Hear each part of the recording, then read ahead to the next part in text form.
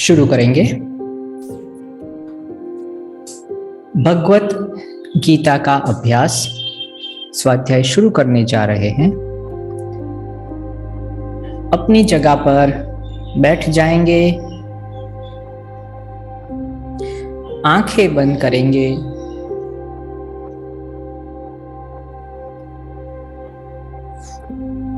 आंखें बंद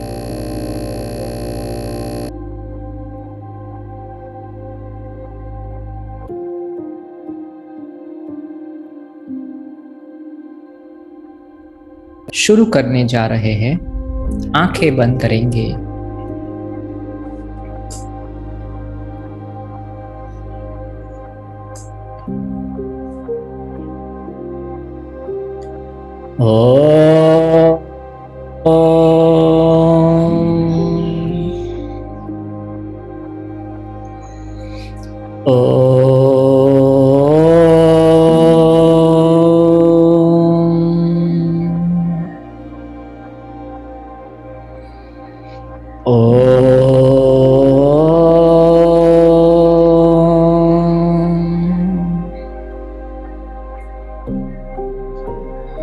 गुरुर्ब्रह्मा गुरुर्विष्णुः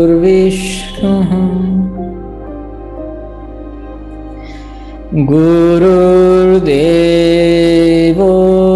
महेश्वरः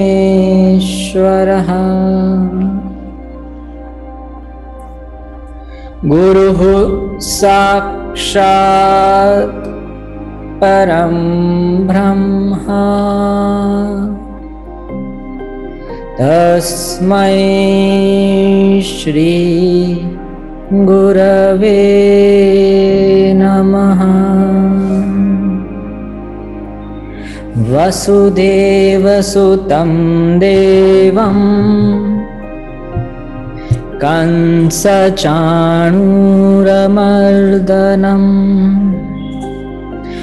देवकी परमानन्दम् कृष्णं वन्दे जगद्गुरुम्। ॐ शान्तिः शान्तिः शान्तिः।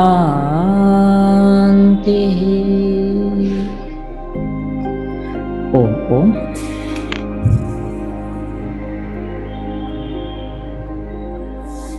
भगवत योग में सबका स्वागत है।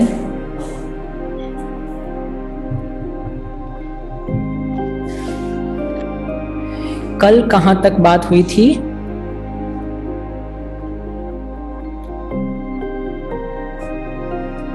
हमने समझने का प्रयत्न किया था कि ये जो भगवत योग है या भगवत योग की जो साधना पद्धति है, जो प्रोसेस है, वो क्या है, कितने प्रकार की है। तो हम समझ पाए कि जो साधना की जो प्रोसेस है, जो 18 अध्याय में बटी हुई है, उसमें से अगर पहला और लास्ट वाला मतलब विषाद योग और मोक्ष परम कल्याण का योग, वो सबके लिए कॉमन है। तो बीच के जो 16 है उसको हमने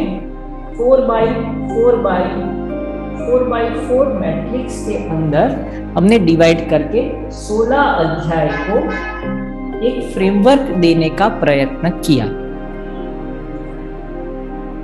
कि जो साधना की पद्धति है वो इतने 4 आयामों में या 4 डिवीजन में हम डिवाइड कर सकते हैं। ठीक है, तो कौन कौन सी है? तो सबसे पहले कहते हैं कर्मयोग, कर्म की साधना करनी है।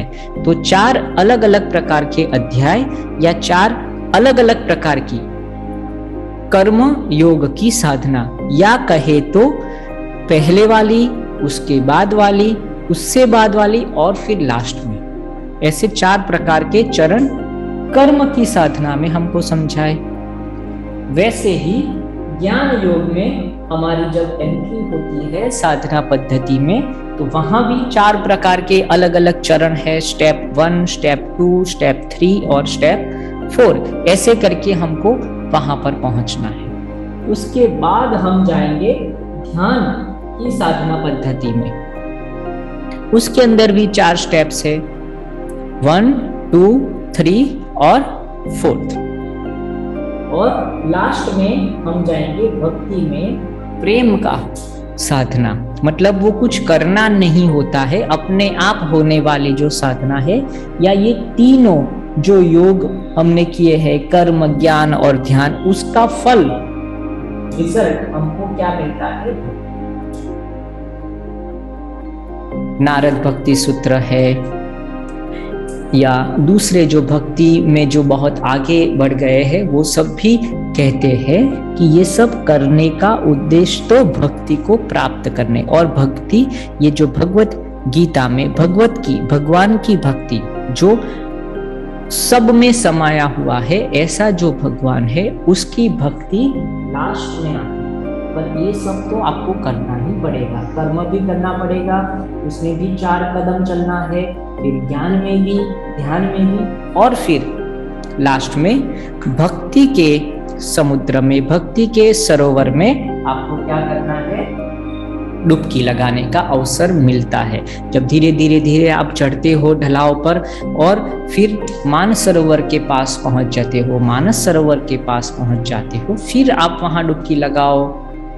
पर वहां तक पहुंचने के लिए तो आपको कर्म भी करना पड़ेगा, वहां जाने के लिए प्रयत्न भी करना पड़ेगा, ज्ञान भी चाहिए और ध्यान भी चाहिए, एकाग्रता भी चाहिए, फिर वहां समुद्र में या सरोवर में आप पहुंच सकते हो। तो ऐसे करके हमने 4 साधना पद्धति के अलग अलग स्टेप्स या अलग अलग डायमेंशन को समझने का प्रयत्न किया है। फिर हमने एक नया शब्द आया, ये योग में, मतलब जो लोग नए हैं उसके लिए, बाकी तो सबके लिए कॉमन है, इसको कहते हैं त्रिपुटी।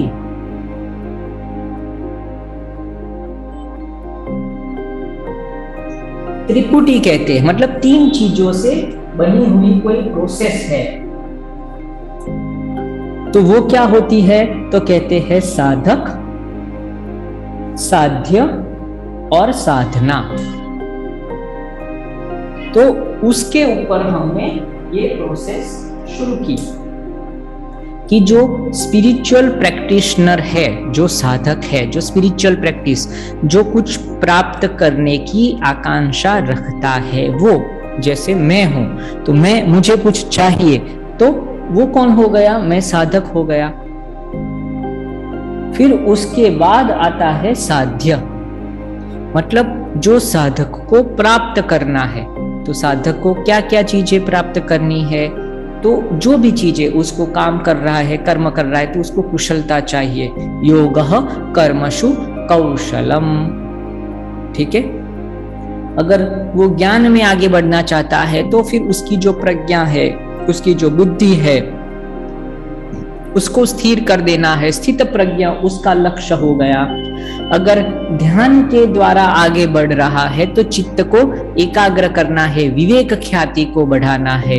योगांगानुष्ठानात् शुद्धि क्षये ज्ञान दीप्तिरा विवेक ख्याते है। तो विवेक ख्याति को बढ़ाने के लिए वो ध्यान करता है। मतलब पर्पस क्या है, साध्य मतलब मैं क्यों कर रहा हूँ, मैं अगर कोई काम कर रहा हूँ क्यों, पैसे कमाने के लिए या फिर मान के लिए, प्रतिष्ठा के लिए, मेरा पर्पस क्या है वहां पर करने के लिए। तो वो सब, और फिर भक्ति, तो भक्ति क्यों करता हूं, तो कहते हैं भगवान की प्राप्ति के लिए। तो ऐसे अलग अलग साध्य होते हैं, अलग अलग प्रकार के साधक होते हैं जो अपनी यात्रा करते हैं और अलग अलग साधना पद्धति से वो चलना शुरू करते हैं। जाना तो सभी में से है, कोई पहले दूसरे में जाएगा, फिर एक में जाएगा, फिर 1.1 में आएगा, फिर 2.3 में चला जाएगा, फिर वापस 3.1 में जाएगा। तो वो ऊपर नीचे कर सकता है, वो फ्लेक्सिबिलिटी भगवान ने दी है। पर ये 4x4 मैट्रिक्स से उसको पसार होना ही पड़ेगा, ये 16 अध्याय से उसको पसार होना ही पड़ेगा, तभी उसको भगवत योग, मतलब जो लास्ट मोक्ष योग कहते हैं, उसकी प्राप्ति होती है भगवत गीता के अनुसार। इसीलिए भगवान ने 18 अध्याय लिए है कि ये 18 अध्याय में हमारा जीवन बटा हुआ है। इसको धीरे धीरे पार करने से हमको परम सुख की, परम कल्याण की प्राप्ति होती है। जैसे उसमें अष्टांग योग बताए हैं महर्षि पतंजलि के, आपको ये 8 योग है, मतलब 8 प्रकार के जो साधन है, 8 प्रकार के अंग है, उसको साथ में लेना पड़ेगा। यम, नियम, आसन, प्राणायाम, प्रत्याहार, धारणा, ध्यान, समाधि। तो वैसे ही यहाँ पर भगवान कहते हैं आपको ये 18 प्रकार के अलग अलग साधना पद्धति से आपको गुजरना पड़ेगा, तो ही आपका योग पूर्ण योग होगा। तो वही साधना पद्धति को हम समझने का प्रयत्न कर रहे हैं, एक मैनेजमेंट पर्सपेक्टिव से, एक योग के पर्सपेक्टिव से। तो अलग अलग डायमेंशन से, अलग अलग पर्सपेक्टिव से वो चीज को हम समझने का प्रयत्न करते हैं।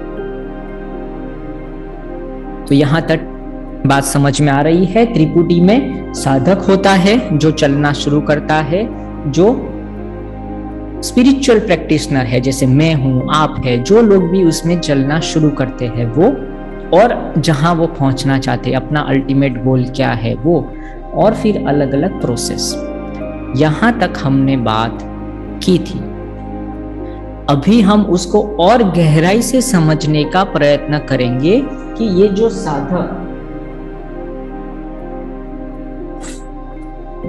साधक है,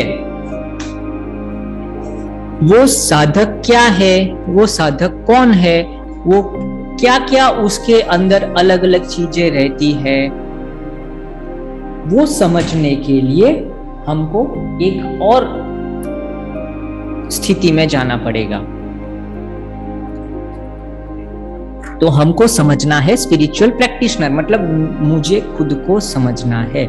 मैं जब कहता हूं मैं साधना करता हूं, मुझे दुख होता है, मुझे सुख होता है, मुझे अलग अलग प्रकार की अनुभूतियां होती है, तो ये पूरा मेरा जो जीवन है तो वो क्या है, तो उसको समझना साधक को, मतलब मुझे खुद को समझना है, तो ही मैं फिर साधना को, फिर बाद में हम साधना पद्धतियों को समझना शुरू करेंगे और फिर साध्य को भी समझेंगे।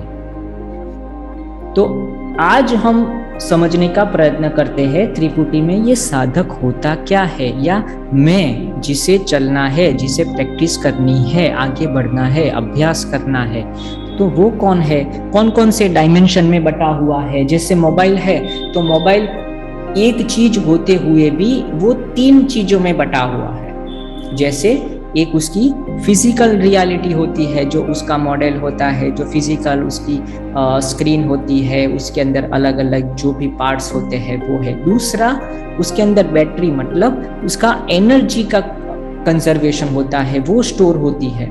और तीसरा उसके अंदर सॉफ्टवेयर होता है। तो ऐसे अगर देखने जाए तो मोबाइल 3 चीजों में बटा हुआ है, हार्डवेयर, सॉफ्टवेयर और एनर्जी। तो हमको कुछ पता करना है कि अगर मोबाइल बिगड़ गया है, वो शुरू नहीं हो रहा है, अभी नया ही मोबाइल लिया है, सब कुछ उसके अंदर एप्लीकेशन वगैरह है, और फिर वो ऑन ही नहीं हो रहा है, तो क्या प्रॉब्लम हो सकता है। तो फिर देखते कि हाँ, हमने कल पूरा दिन यूज किया था, उसको हमने चार्ज नहीं किया था।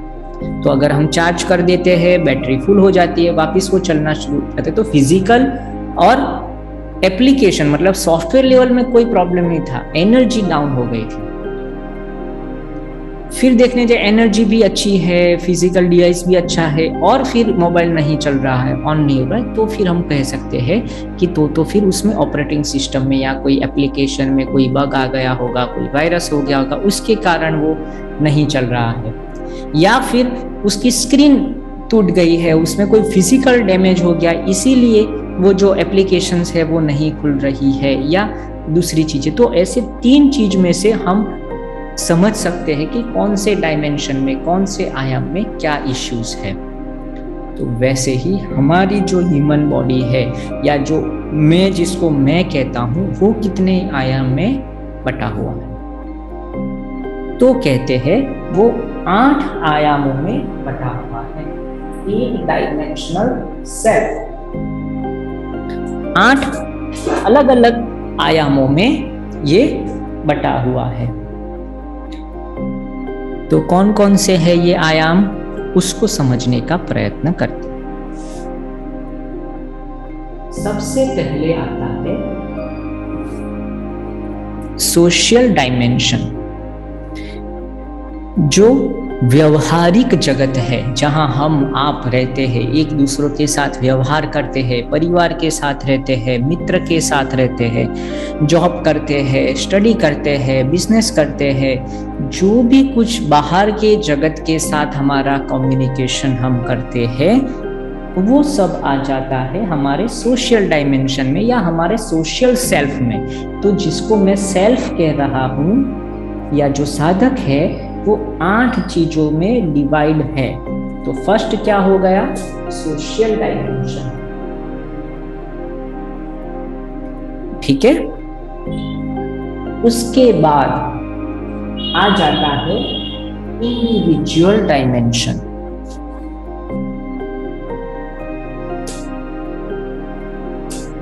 तो इंडिविजुअल डायमेंशन में क्या होता है कि मैं हूं वो सोशल डायमेंशन से अगर मैं कट हो जाऊं, कोई मुझे जज करने वाला नहीं है। सोशल डायमेंशन में क्या होता है, हम अलग अलग मुखौटे पहनकर, अलग अलग मास्क पहनकर घूमते रहते हैं। कभी हम मम्मी है, कभी हम पापा है, कभी हम दादा है, कभी हम भाई है, कभी बहन है, कभी एम्प्लॉयर है, कभी हम बॉस है। अलग अलग दुनिया के साथ हम अलग अलग व्यवहार करते रहते हैं, क्योंकि हमको एक सोशल आइडेंटिटी मिली है। अलग अलग अलग सोशल आइडेंटिटी से हम चलते हैं। पर जब हम इंडिविजुअल डायमेंशन में आते हैं तो हमारे सारे सोशल मास्क को हम हटा देते हैं। वहां मैं माँ भी नहीं हूं, बाप भी नहीं हूं, भाई, पुत्र, बिजनेसमैन, बॉस, वर्कर, फ्रेंड्स, कुछ भी नहीं हूं। सिर्फ मैं हूं अकेला। मेरा सोशल डिस्टेंस मतलब सोसाइटी के साथ मैंने अभी के लिए, ये क्षण के लिए, अगर मैं वहां से हट जाऊं, अपने कमरे में चला जाऊं, कोई ऐसी जगह पर चला जाऊं जहां सोसाइटी ना हो, मतलब मेरा वर्कलोड नहीं है, कुछ भी नहीं, मैं इससे फ्रीडम ले लूं, थोड़े देर के लिए बाहर हट जाऊं, तो वो भी एक डायमेंशन जहां मैं मेरे साथ मैं रहता हूं। तो वो हो गया मेरा इंडिविजुअल डायमेंशन।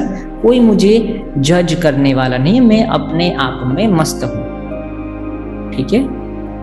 उसके बाद थोड़ा और नजदीक जाए और पास में जाए अध्यात्म के, तो थर्ड डायमेंशन मतलब मेरा सेल्फ, जिसको हम कह सकते हैं फिजिकल सेल्फ, मतलब मेरा ये जो फिजिकल बॉडी है, जो अन्नमय कोश, अन्न से बना हुआ है, उसको ध्यान में रखना है जब हम जाते हैं थर्ड रियलिटी में। तो ये हमारी थर्ड रियलिटी है कि इसके अंदर सिर्फ हमारा शरीर अगर है, मतलब शरीर के बारे में अगर हमको बात करनी है, तो ये आर्किटेक्चर में वो थर्ड डायमेंशन है। फिर और गहराई में जाए तो फिर यहां हमारा होता है एनर्जी डायमेंशन, मतलब हमारा प्राणमय शरीर, जो एनर्जी, जो शरीर को भी चलाती है, मन को भी चलाती है, जो ऊर्जा का स्रोत है, वो भी एक हमारी रियलिटी है, हमारा ही एक सेल्फ है। उसके ऊपर अगर हमको काम करना है, उससे भी आगे गहराई में जाए तो हमारा माइंड आता है, जो विचार चलते रहते हैं, चित्त के अंदर अलग अलग प्रकार के विचार होते हैं, तो वो सब आते हैं हमारे मेंटल सेल्फ से, जो माइंड स्टफ्स है, हमारा जो मन है, चित्त है, उसको, वो फिफ्थ डायमेंशन है, हमारे ही जीवन का एक अंग है, फिफ्थ। उससे भी आगे अगर जाए तो ये हो जाता है हमारा इंटेलेक्ट, बुद्धि, जिसको कहते हैं बुद्धि। निश्चयात्मक बुद्धि ही, जो निश्चय करती है, डिसीजन लेती है। और मन क्या करता है, द्वैत में रहता है, द्वंद्वात्मक मनः।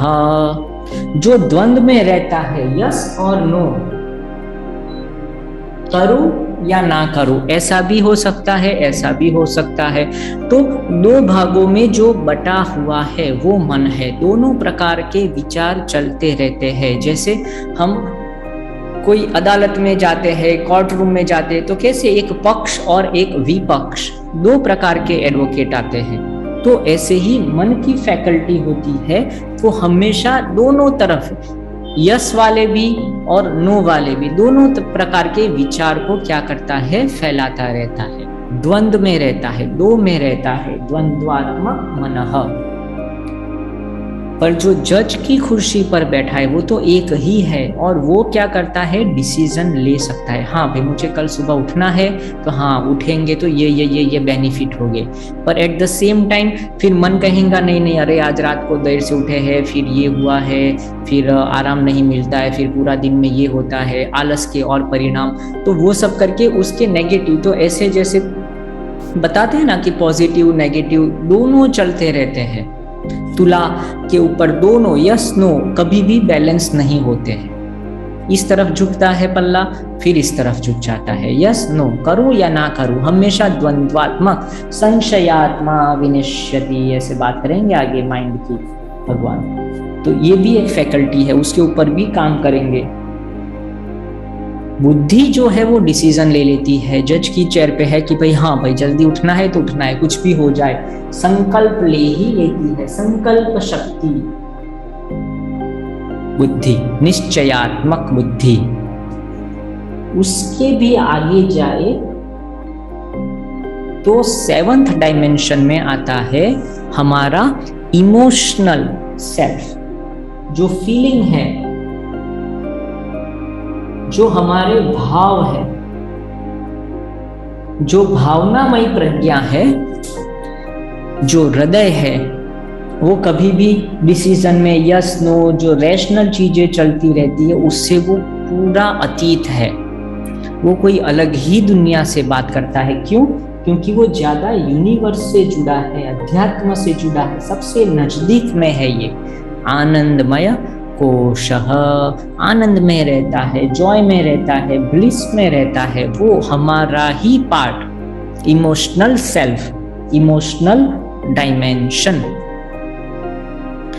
उससे भी आगे जो यूनिवर्सल सेल्फ है, मतलब अभी तक मैं और मेरा यहाँ तक ही बात हो रही थी, पर जब आप यूनिवर्सल सेल्फ वो डायमेंशन में चले जाते हो तो आप यूनिवर्सल कॉन्शियसनेस के साथ जुड़ने लगते हो।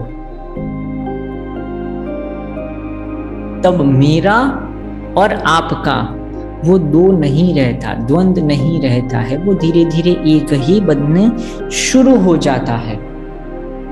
तो सब कुछ एक ही हो जाता है। जिसको मेरा शरीर मान रहा था वही सब कुछ मेरा ही शरीर हो जाता है, सब कुछ मेरा ही। क्योंकि मैं, जिसको मैं कह रहा हूँ, जिसको आई कहता हूँ, small I is equal to capital I. तो जो बड़ी जो कॉन्शियसनेस है उससे हमारी जो छोटी कॉन्शियसनेस है वो मिल जाती है। वहां एक द्वार है।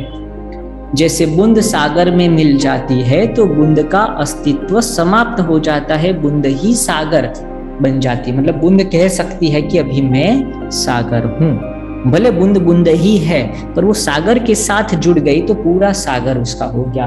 तो जब हम धीरे धीरे इस दिशा में और आगे और गहराई में जाते हैं, आनंदमय कोश से भी पर, पंच कोश से पर, तीनों अवस्थाओं से पर हम चले जाते हैं, तो एक नया आयाम खुल जाता है अध्यात्म का, यूनिवर्सल डायमेंशन।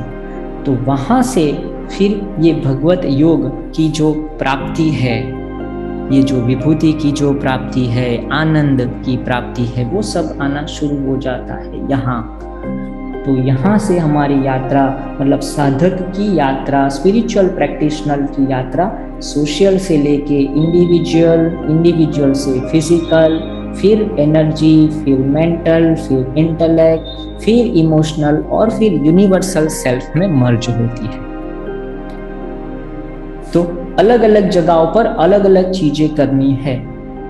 जहां जहां भी अशुद्धियां है, जहां जहां भी उसको अपलिफ्ट करना है, उसके ऊपर हमको काम करना है। पर ये चीज तो हमको पता होनी चाहिए कि कहाँ अशुद्धि है।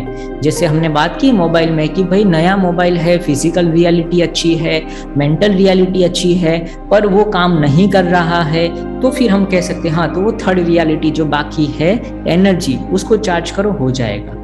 तो हमको भी अगर ये 8 डायमेंशन पता है तो कहाँ क्या प्रॉब्लम हो रहा है वो हम पता कर सकते हैं। मतलब योग का अंगों का अनुष्ठान क्यों करना है? सबसे पहले योगांगानुष्ठानात अशुद्धि क्षय। जहां जहां अशुद्धि है, मेरे सोशल डायमेंशन में अशुद्धि है, तो वो अशुद्धि ऐसा नहीं कि एक दूसरों से ये नहीं जुड़े हैं। यहाँ अशुद्धि आई तो सबको वो अशुद्ध करेगा, यहाँ आई तो भी सबको अशुद्ध करेगा आगे पीछे। तो जहां भी सबसे ज्यादा अशुद्धि है या अशुद्धि का जो मूल है कारण, उसको तो ढूंढना पड़ेगा और वहां से उसको दूर करना है। तो फिर सब जगह से फिर शुद्धिकरण की प्रक्रिया हो जाती है। उसके बाद विवेक ख्याति है, फिर विवेक ख्याति मिलती है आध्यात्मिक जगत में, यूनिवर्सल सेल्फ में। तभी जब हम जा सकते हैं 8वें डायमेंशन में, जब हमारे ये 7 डायमेंशन अच्छे से काम करना शुरू कर दे। तो ये 7 डायमेंशन में हम काम करने वाले हैं अभी। इसीलिए आर्किटेक्चर बताया है, क्योंकि भगवान इसी के ऊपर बात करेंगे। अलग अलग जगह पर वो कहेंगे कि भाई अभी यहाँ है तो आप कर्म कर। इधर कंफ्यूज हो जाते, अरे यार 3रे अध्याय में भगवान ने बताया था कि भाई कर्म से आगे कुछ है ही नहीं, सबसे उत्तम तो कर्म है, ज्ञान तो होना ही नहीं चाहिए, भक्ति नहीं करनी चाहिए। और वो बात करते करते 12वें अध्याय में कहते हैं कि सब कुछ छोड़ दो, सिर्फ मेरी भक्ति करो। फिर वो सुनते सुनते फिर 7वें अध्याय में कहते हैं अरे ज्ञान जैसा तो कुछ है ही नहीं, ज्ञान ही सबसे, और वो भी पीछे आए। तो फिर 6वें अध्याय में कहेंगे कि ये तपस्वी और वो सब तो कुछ भी नहीं, योगी ही सर्वश्रेष्ठ है। तो आदमी कंफ्यूज हो जाएगा, साधक कंफ्यूज हो जाएगा। जैसे अर्जुन भी कंफ्यूज हो गया कि भाई कभी आप बोल रहे हो ये करना है, कभी आप बोल रहे हो ये करना है, तो क्या करना है? तो वो जो साधना पद्धति बताते हैं, जो अलग अलग उपाय बताते हैं, वो रोग के अनुसार उसकी दवाई है। आप डॉक्टर के पास आते हो, अरे यार आपने 2 महीने पहले में आया था तब आपने मेटासिन दी थी, आज मैं आया हूँ तो आज मुझे आपने ये दवाई दी है, तो और उससे पहले जो मेरा छोटा बच्चा आया था उसको तो ये दवाई दी थी, तो आप अलग अलग दवाइयाँ क्यों देते रहते हो?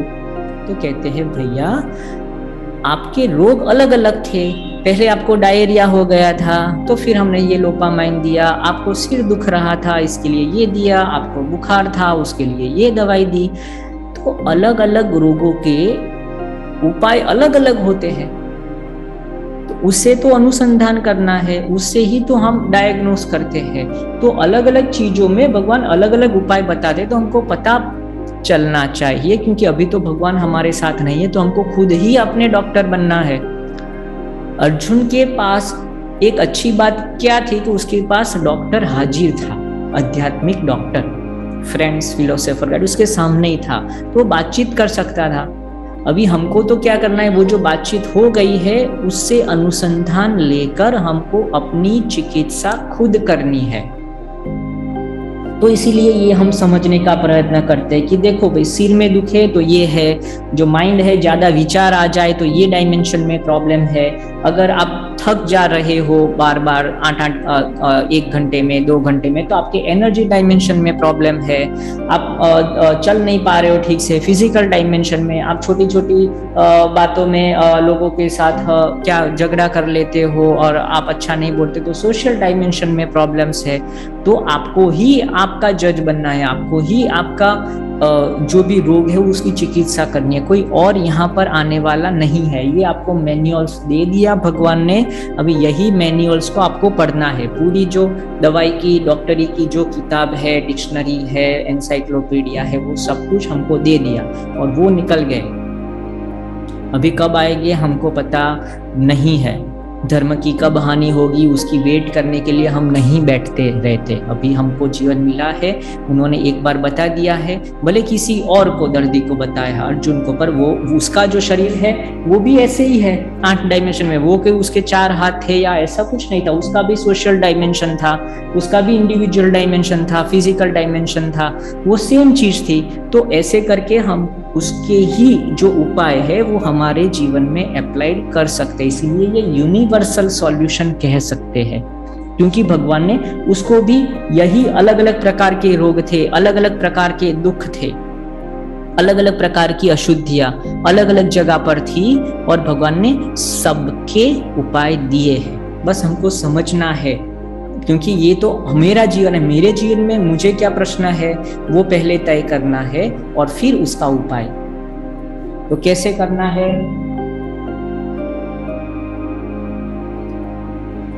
तो उसके लिए ये जो हमको मैनुअल मिला है वो कैसे हम अप्लाइड कर पाए, उसके लिए 4 चीज हमको खुद को तय करनी है। कौन कौन सी है? तो कहते हैं हेय हेय हेतुः हानोपायः और हानम। तो अगर ये 4 चीजें, ये 4 फॉर्मूलास, ये 4 स्ट्रेटेजी आपको पता चल जाए तो आप भगवत योग में जो जो अलग अलग औषधियां है, अलग अलग सॉल्यूशन है, वो सही रोग के इलाज में आप उसको यूज कर सकते हैं। कौन कौन सी है? हेय हेय हेतुः हानोपायः और हानम। हेय क्या है? मतलब जो दूर करने योग्य है, जो रोग है वो। हेय मतलब मुझे जो रोग है, मुझे जो बीमारी हुई है, या मेरा कोई प्रश्न है, ठीक है? तो वहां से ही हम शुरू करते हैं। तो हे से शुरू करना है कि भाई मेरा रोग क्या है, ठीक है, मेरा प्रश्न क्या है।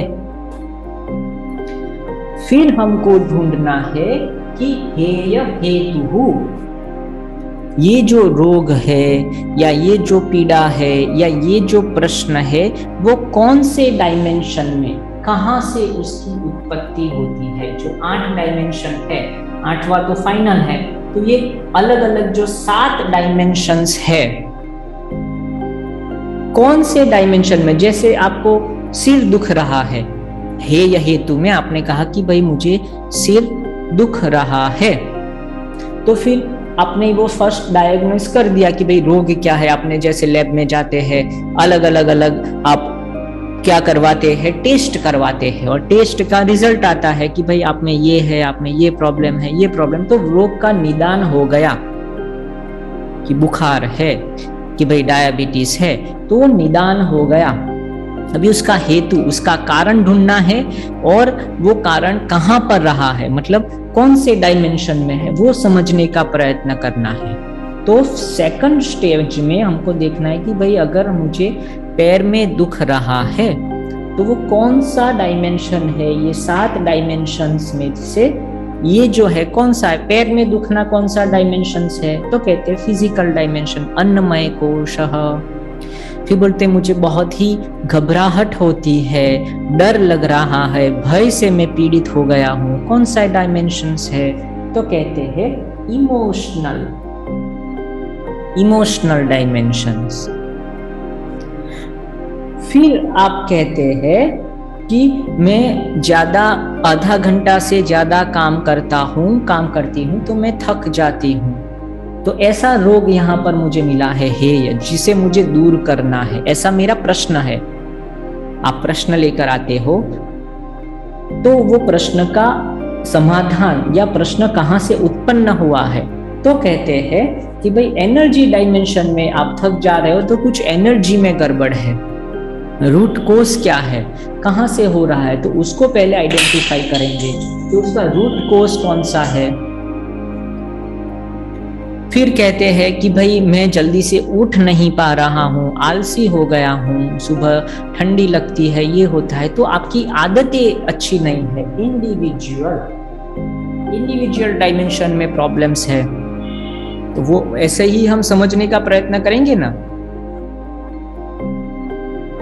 किसी के साथ बनती नहीं है, ज्यादा मेरा फैमिली के साथ या मेरे फ्रेंड्स के साथ लंबी बनती नहीं है, अनबन होती रहती है, तो कहेंगे कि भाई सोशल डायमेंशन में। या कोई भी जॉब में मैं जाता हूँ, वहां लंबे देर तक मैं टिक नहीं पाता हूँ, तो कौन से प्रॉब्लम है? Social dimension. फाइनेंशियल क्राइसिस हो रहे हैं, सोशल डायमेंशन। तो सारी वो चीजें जो रोग लेकर या जो प्रश्न लेकर आए हो, वो हे या हेतु में हमको क्या करना है, उसको बिठाना है कि ये 7 डायमेंशन में से कौन से डायमेंशन से है। फिर उसके कारण की और गहराई से तपास कर सकते हैं, क्योंकि पूरा बॉडी है तो कहेंगे भाई ये तो आंख का काम है, तो आई स्पेशलिस्ट को भेजो। अरे ये तो न्यूरोलॉजी का है, ब्रेन के रिलेटेड है, वहां चले जाओ। आपको हार्ट रिलेटेड इश्यू है, वहां पर। तो ऐसे मल्टी स्पेशलिटी हॉस्पिटल में जाते हो तो पहले तो कॉमन जगह पर करते भी आपको रोग है कि नहीं है, हे या रोग का निदान करे कि नहीं, आपको कुछ रोग नहीं है, चलो घर वापिस, भगा देते। अच्छी मल्टी स्पेशलिटी है तो मोस्टली नहीं भगाते, पर वो अगर आप तंदुरुस्त हो, सब कुछ अच्छा है, आप सब जो भी टेस्ट है आपको भगाएंगे, रनिंग करवाएंगे, ये करवाएंगे, वो करवाएंगे, सब कुछ ठीक होगा। तो यहीं से वापिस कि आप ऐसे ही परेशान होते हो, कुछ भी नहीं, आपको सिर्फ गैस हो गया है, कुछ और प्रॉब्लम नहीं है, आपको हार्ट अटैक की कोई बीमारी नहीं है, तो है ही नहीं, ऐसा भी हो सकता है, तो वापिस चले जाओ। पर कहते हाँ यहाँ हमने देखा कि कोई रोग तो हुआ है, तो फिर वो स्पेसिफिक जो डिपार्टमेंट है उसमें आपको भेजेंगे। तो हमारे पास 7 अलग अलग डिपार्टमेंट है, 7 अलग अलग फैकल्टीज है, तो वहां पर आपका एडमिशन, दाखिला करवाया जाएगा। उसके बाद चिकित्सा होगी। आप स्पेसिफिक डिपार्टमेंट में बैठ गए, फिर वहां का जो स्पेशलिस्ट होगा वो वहां पर आएगा और क्या करेंगे, आपका दाखिला करवाएंगे। तो वो 3rd डायमेंशन है, उसको कहते हैं हानोपायः भगवद योग। जो भगवत योग हम समझने का प्रयत्न करते हैं अभी, चिकित्सा जो 18 अध्यायों में बटा हुआ है और 4x4 मैट्रिक्स में कर्म, ज्ञान, ध्यान, भक्ति, और उसमें भी 1 2 3 4 1 2 3 4 ऐसे अलग अलग उसके भी डिपार्टमेंट, और उसमें माइन्यूट अलग अलग दवाइयां, अलग अलग श्लोक्स है कि जैसे हार्ट के रिलेटेड है तो उसके अंदर भी कितनी सारी अलग अलग दवाइयां होती है, क्योंकि अलग अलग रोगों की प्रकृति के हिसाब से कितना ज्यादा उसमें रोग हुआ, उसके तीव्रता के हिसाब से उसको दवाई दी जाती है। तो कहते हैं ये जो है होती है, कितनी प्रकार की है होते हैं, रोग होते हैं, तो वो भी कहते हैं कि भाई 4 प्रकार के हो गए, मृदु मध्याधि मात्रत्वतोपि विशेष तीव्र संवेगानामासन्नः। तो कहते हैं ये रोग है या तो मृदु होंगे, बहुत छोटा है कि भाई ज्यादा ब्लॉकेज नहीं है, बस 15% ब्लॉकेज है, या आपका मतलब डायबिटीज है पर वो एकदम बॉर्डर लाइन के ऊपर रोग हुआ है या है कि आपको इमोशनल इश्यू हो गए हैं पर वो ज्यादा नहीं है, मृदु है, आपका रोग मृदु है, आपका प्रश्न मृदु है। फिर उससे ज्यादा मध्य हो सकता है, उससे भी ज्यादा अधिक हो गया है, अविद्या क्षेत्रमुत्तरेषां प्रसुप्त तनु विच्छिन्नोदाराणाम, उदार हो गई, इतनी सारी मतलब पेड़ ही पेड़, जंगल ही जंगल, सब जगह फैल गया है, बहुत ही तीव्र या उदार तरीके से वो रोग फैल गया है। बोलते कि अभी 1st stage, 2nd stage, 3rd stage, बोलते कि 4th स्टेज में चला गया है। तो शुरुआत में होते हैं तो फिर छोटी मोटी दवाई से, 2nd में, फिर 4th में बोलते हैं कि अभी तो कीमोथेरापी ही देनी पड़ेगी, मतलब एकदम हाई वो फैल गया है। तो उसके अंदर ये जो 4x4 मैट्रिक्स है, जो अलग अलग हमने किए, कर्म के भी 4 प्रकार की दवाइयां है, 4 प्रकार के डोजेस है, कौन कौन से, मृदु, मध्य, अधिक और फिर उदार, तीव्र, मतलब एकदम आपको फिर उसके ऊपर, छाती के ऊपर चढ़ ही जाना पड़ेगा, शॉक देने पड़ेंगे। तो जैसा रोग होगा वैसी तो दवाई होगी, वैसी तो चिकित्सा होगी। तो वो कहते हैं हानोपायः, उसका उपाय, उसका सॉल्यूशन, जैसा जैसा रोग होगा, जहां जहां आपका रोग होगा उसके हिसाब से ये 4x4 मैट्रिक्स में से आपके लिए दवाई, आपके लिए डोज बनाया जाएगा। जैसे वैद्य होता है तो कैसे अलग अलग उसकी प्रकृति के हिसाब से यहाँ से ले लिया, 2.4 ले लिया, फिर 3.2 थोड़ा डाल दिया, फिर 9.2 ले लिया, 9.2 का पहले का ले लिया, फिर 10.2 को मिक्स किया, फिर उसको तड़के में वो उसमें सुखाया, फिर आपको दिया। और उसको भी शहद के साथ लेना है या पानी के साथ लेना है, दूध के साथ लेना है, सुबह लेना है, शाम लेना है, क्या परहेजी, वो सब चीजें फिर यहाँ पर बताते हैं। तो ये सब तो फॉर्मूलास है, दवाई बनाने के फॉर्मूलास है, बनानी तो हमको ही है। अलग अलग श्लोक से अपने अलग अलग जैसे जीवन में क्या क्या परिस्थितियां है, क्या क्या सानुकूल है, वो सब चीजें जड़ी बूटियां हमको लेके हमको ही घुटना पड़ता है, हमको ही सुखाना पड़ता है, फिर हमको ही ग्रहण करना पड़ता है। हम ही वैद्य है और हमें ही चिकित्सा करनी है, हम ही चिकित्सक है, चिकित्सा भी हम ही है और दर्दी भी मैं ही हूँ, त्रिपुटी। क्योंकि अभी ऐसे वैद्य मिलने मुश्किल हो गए, ऐसी चिकित्सा पद्धति को समझाने वाले मुश्किल हो गए, और हमको खुद को समझने वाले हम ही मुश्किल हो गए। हम अपने आप को समझ ही नहीं पा रहे कि भाई हम 7th डायमेंशन में है, तो कितना अविद्या से ग्रसित हो गए हम। तो उसको समझने के लिए ये अलग अलग फ्रेमवर्क हम ले रहे समझने के लिए, नहीं तो कंफ्यूज हो जाते हैं। और प्रैक्टिकल वे से नहीं, हम चैंटिंग तो कर लेते हैं, अर्थ विस्तार भी कर देते हैं, बोलते कि अर्जुन के जीवन में हुआ महाभारत और ये हो गया। भाई अर्जुन के लिए नहीं, हमारे भी, हमारी स्ट्रेंथ को बढ़ाने के लिए, हम और अध्यात्म में आगे बढ़े, उसके लिए अर्जुन तो निमित्त है।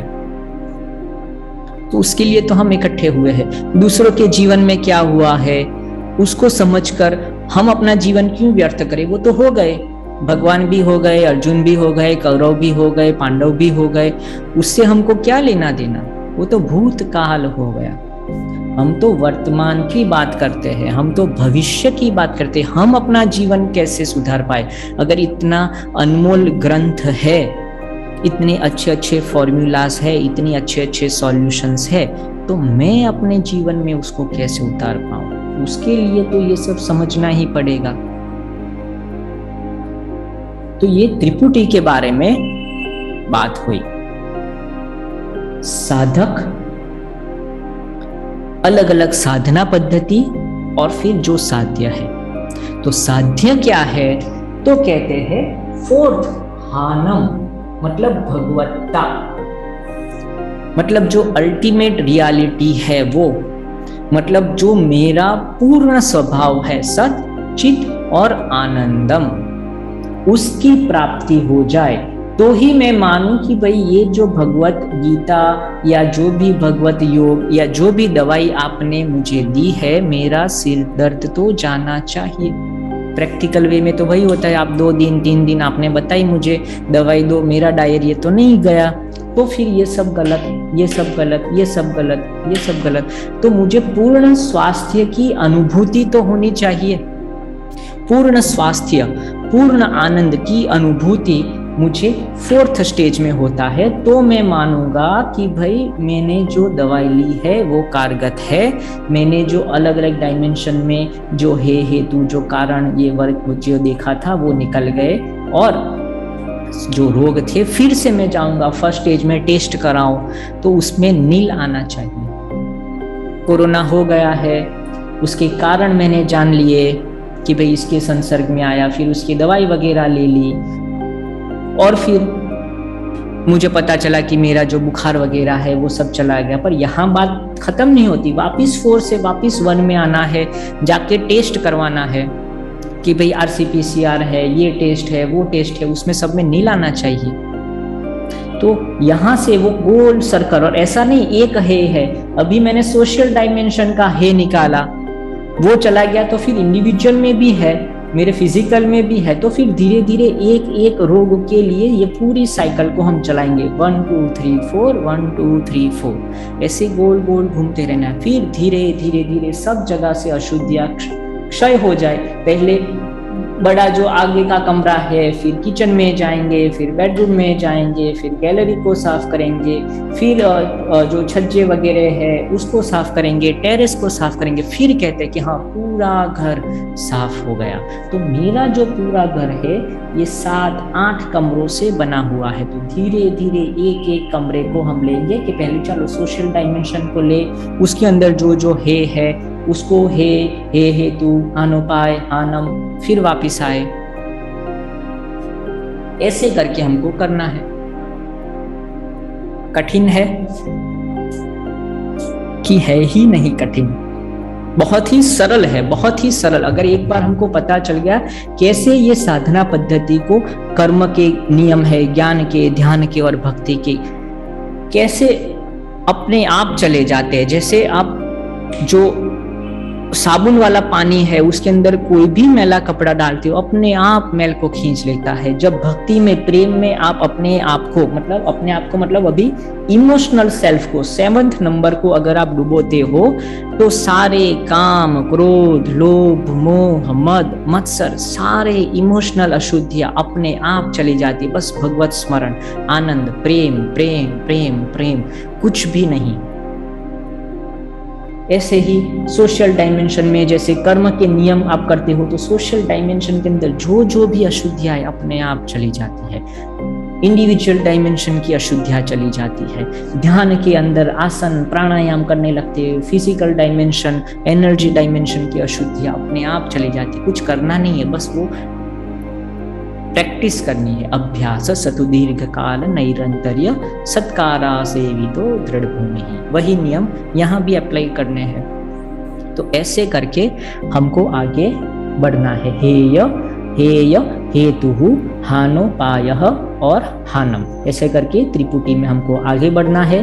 ये बहुत ही अच्छी तरह से हमको ध्यान में रखना है। तो जब हम आगे जब कोई भी श्लोक लेंगे या कोई भी दवाई, कोई भी फॉर्मूला के ऊपर काम करने वाले हैं तो ये चीजें ध्यान में होगी तो अच्छी तरह से उसको हम समझ पाएंगे, जीवन में उतार पाएंगे। इसके लिए ये 2-3 जो मेन जो उसका आर्किटेक्चर है वो हम पहले क्लियर कर लेते हैं, तो बाद में फिर कोई प्रॉब्लम ना हो जाए। फिर डायरेक्टली साधना पद्धति के बारे में बात करना शुरू करेंगे। कौन कौन सी साधना, 4 प्रकार की, वो भी मृदु, मध्य, अधिक और तीव्र, ऐसे 4 प्रकार की साधना करेंगे। और साधक के लक्षण में क्या क्या चेंजेस होते हैं ये 7 या 8 डायमेंशन में वो देखेंगे।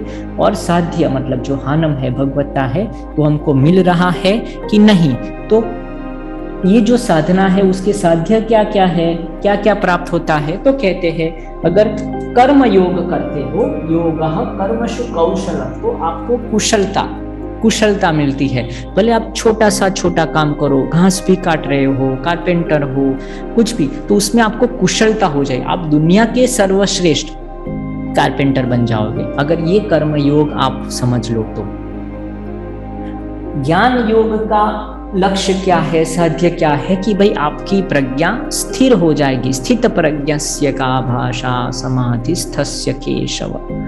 तो ज्ञान योग करते करते आपकी, क्योंकि ज्ञान योग किसके ऊपर है, इंटेलेक्ट के ऊपर हम काम करते हैं। प्रज्ञा बुद्धि के क्षेत्र पे काम करता है ये दवाई, तो बुद्धि के ऊपर ही कुछ काम करेगा। तो बुद्धि कैसी हो जाती है, स्थिर हो जाती है, समता आ जाती है। समत्वम योग उच्यते, सुख दुख राग द्वेष उससे पर हो जाती है। रितम भरा, रित को धारण करने वाली प्रज्ञा हो जाती है। ध्यान से क्या होता है, तो विवेक ख्याति, विवेक की जो प्रज्ञा है वो मतलब दृग दृश्य वस्तु विवेक, दृष्टा और दृश्य दोनों के बीच में वो देखना शुरू कर दे। क्षेत्र और क्षेत्रज्ञ उसके बीच में हम देख सकते हैं। क्षेत्र भी अलग है, क्षेत्रज्ञ भी, पुरुष भी अलग है, प्रकृति भी अलग है।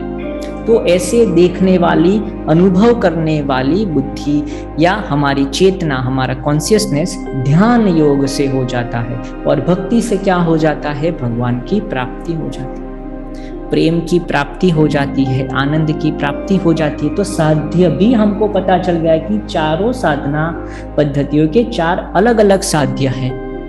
और ये साधक के बारे में भी पता चल गया है कि भाई साधक ऐसे 8 आयामों में बटा हुआ है। फिर साधक साधना द्वारा साध्य तक कैसे पहुंच पाएगा, उसके लिए हमने ये 4 स्टेप्स ले लिए, हेय हेतुहु हानोपायः और हानो।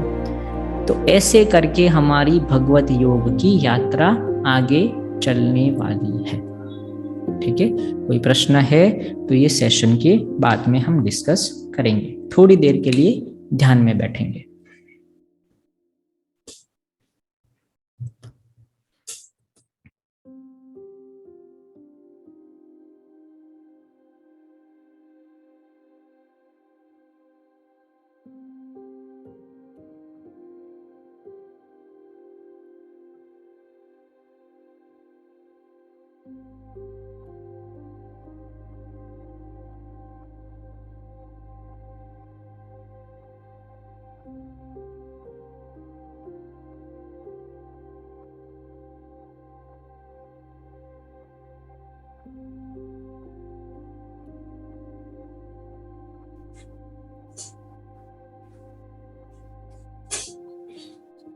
आंखें बंद करेंगे,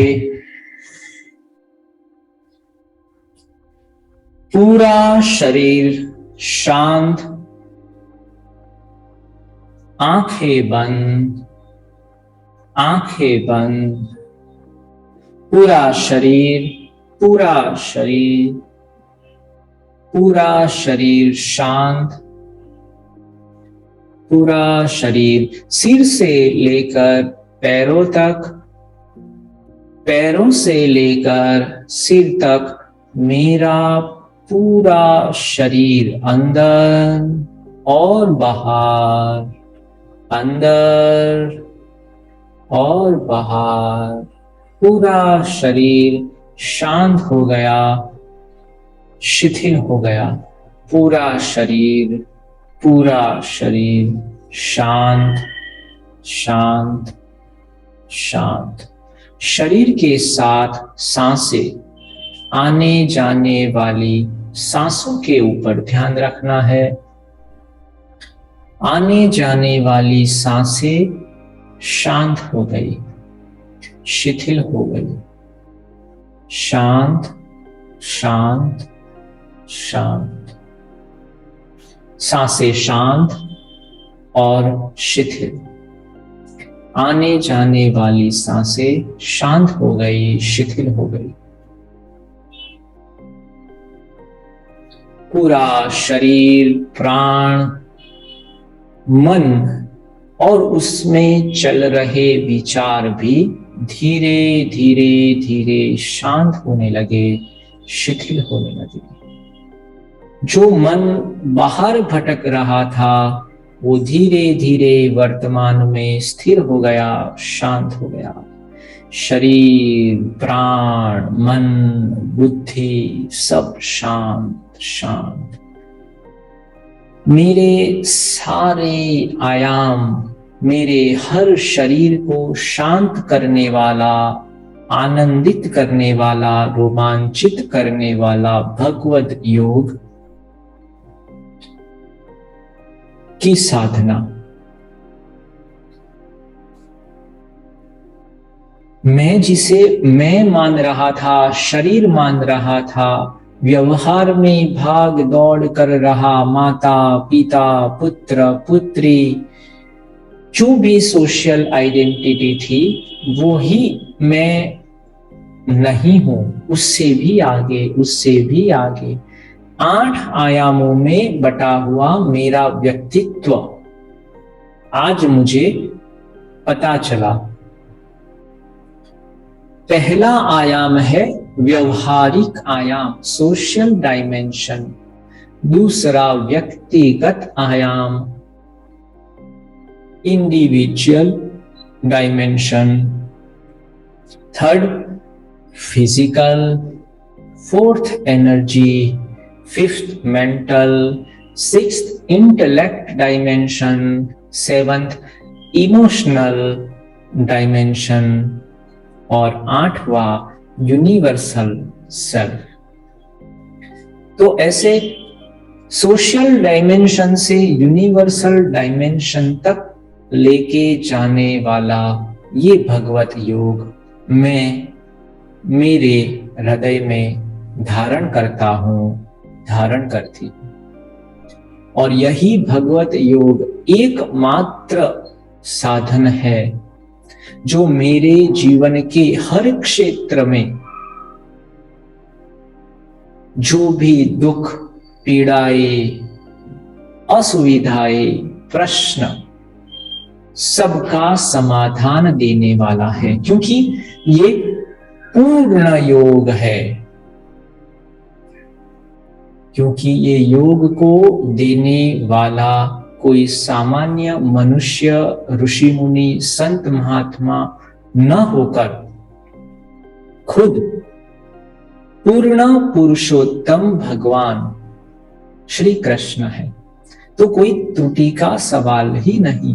कोई चीज को छोड़ दे, अपूर्ण रह जाए और छूता रह जाए, ऐसी संभावनाएं नहीं है। तो और कोई योग करे ना करे, ये योग तो मुझे करना ही है, क्योंकि ये पूर्ण योग है। मेरे हर प्रश्नों का जवाब ये योग दे सकता है। अर्थोपार्जन में कठिनाई आ रही है, फैमिली में कुछ इश्यूज हैं, जॉब में अच्छा नहीं लग रहा है, बिजनेस में प्रॉफिट नहीं आ रहा, बाहर घूमने की इच्छा होते हुए घर से बाहर नहीं जा सकता, कोई भी सोशल इश्यू लेकर आप भगवत योग की शरण में जाओ, उसका उत्तर वहीं मिल जाएगा।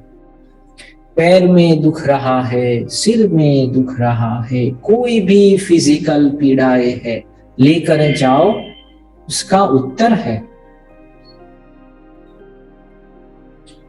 और सिर्फ उत्तर ही नहीं, उसके कारण भी बताते हैं। युक्ताहार विहारस्य, कैसा आहार, कैसा विहार करना चाहिए, कैसे लोगों के साथ बैठना है, कैसे लोगों के साथ नहीं बैठना है, कैसा खाना है, कैसा नहीं खाना है, सब कुछ छोटी छोटी चीजें जैसे माता अपने बेटे को समझाती है, वैसे ही भगवान प्रेमवश, करुणावश, दयावश हमको ये योग समझाते हैं। इतना सरल सहज योग, भगवत योग के संयोग में मैं आ गया, मैं आ गई, मैं कितनी नसीबदार, कितने अच्छे पुण्य, कितने अच्छे कर्म किए होंगे, तो ये भगवत योग का ज्ञान का श्रवण, मनन और निधिध्यासन कर सकता हूं, कर सकती हूं।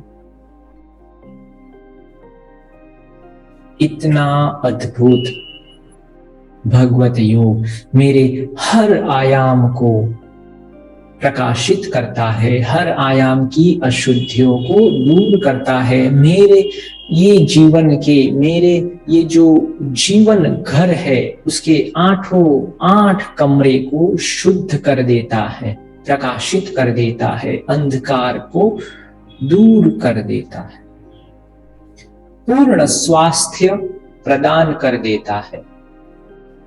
ऐसा भगवत योग की प्राप्ति हेय हेय हेतु हानोपाय हानम के द्वारा। रोग क्या है, कौन से डायमेंशन में हुआ है और उसके उपाय, और वो रोग चले जाने से पूर्ण स्वास्थ्य की प्राप्ति। सिर्फ 4 चरण ही तो है, और उससे हर रोग, हर कष्ट दूर हो जाता है। इतना सरल सहज योग। कर्म योग से कौशल्य की प्राप्ति, ज्ञान योग से स्थिरता, प्रज्ञा स्थिर हो जाती है, रितंभरा हो जाती है।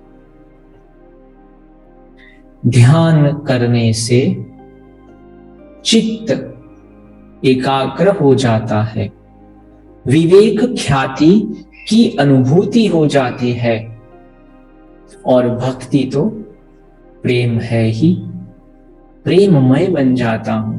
फिर तो मैं द्वैत से पर होकर अद्वैत में रमण करने वाला हो जाता हूं। सिर्फ प्रेम प्रेम और प्रेम, इंडिविजुअल सेल्फ से यूनिवर्सल सेल्फ में भक्त भगवान के अंदर मिल जाता है, बूंद सागर के साथ मिल जाती है। अभी दो नहीं एक ही तो है, तो फिर भय किसका, किससे ईर्षा?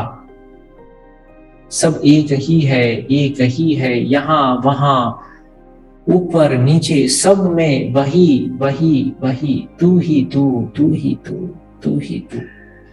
भगवत योग करने से सब जगह राम राम, सब जगह कृष्ण कृष्ण, सब जगह शिव शिव। मेरे इष्ट देव ही मेरे समक्ष हाजिर रहते हैं हर समय। हर जीव हर जड़ चेतन में सब शिवमय हो गया, कृष्णमय हो गया, राममय हो गया, बुद्धमय हो गया, महावीरमय हो गया। इतना अद्भुत योग युज धातु से बना है। युज मतलब जोड़ना। जब भक्त को भगवान से जोड़ने वाला जो रास्ता है वही तो है भगवत योग।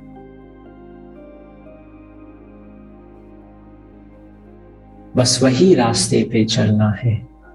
आज से ही, अभी से ही धीरे धीरे भले चले, एक दिन पहुंचेंगे सतुदीर्घ काल नैरंतर्य सत्कारा सेवितो दृढ़। बस उसका अभ्यास करना है। श्लोकों का पठन श्रवण मनन निधिध्यासन, उसके अर्थ को समझना है, जीवन के साथ उसका तालमेल बिठाना है और उसमें दिए गए फॉर्मूला को अनुसरण करना है। धर्म क्षेत्रे कुरुक्षेत्रे समवेता युयुत्सवः। तो धर्म क्षेत्र कुरुक्षेत्र कहाँ है? मेरा धर्म का क्षेत्र क्या है? मेरा कुरुक्षेत्र कहाँ प्रॉब्लम है, कहाँ इश्यू है? मेरे घर में कुछ हो रहा है, वही तो मेरा धर्म क्षेत्र कुरुक्षेत्र। समवेता युयुत्सवः, दोनों तरफ बाप भी यही कह रहा है, बेटा भी वो बोल रहा है, दोनों के बीच में मैं खड़ा निर्णय नहीं ले पा रहा। धर्म क्षेत्रे कुरुक्षेत्रे। तो ऐसे हर श्लोक मेरे जीवन से जुड़े हैं और नहीं है तो उसको जोड़ना, वही है भगवत योग। फॉर्मूलाज तो फॉर्मूलाज होते हैं, उसके अंदर अलग अलग फिगर अलग अलग चीजें हमको ही हमारे जीवन के संदर्भ में डालनी पड़ती है, तभी तो वो यूनिवर्सल हो जाता है।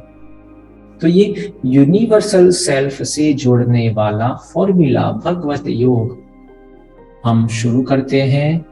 उसका पालन करें, अच्छे से आगे बढ़े, इसके लिए ईश्वर का आशीर्वाद लेते हैं। शांति पाठ।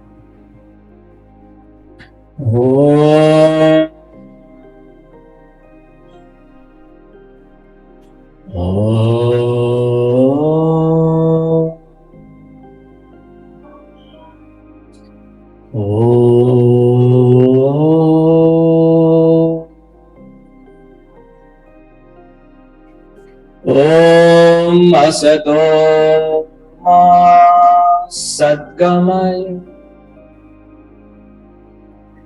तमसो मा ज्योतिर्गमय मृत्यो मा अमृतं गमय।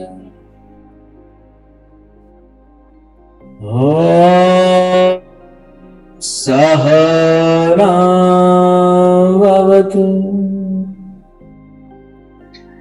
सहना भुनक्तु सह वीर्यं करवा